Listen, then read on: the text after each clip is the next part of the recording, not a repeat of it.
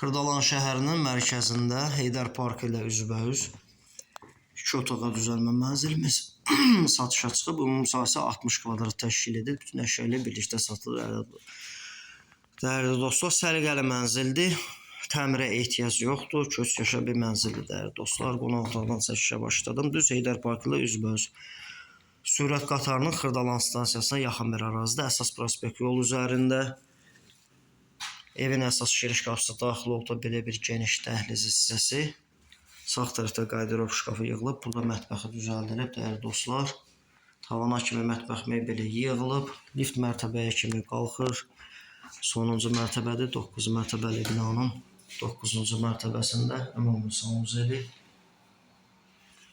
Və orada yataq otağı, dəyərli dostlar.